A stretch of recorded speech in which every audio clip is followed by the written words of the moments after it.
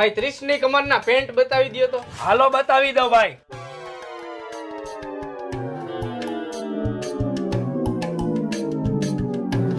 જોવો ભાઈ. હજી બીજા બતાવો.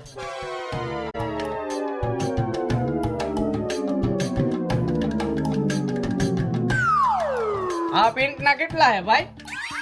આ પેન્ટ ના 1500 રૂપિયા હે. તું 1000 રૂપિયા આપજે ને. વાંધો નહીં, હાલ ને ભાઈ.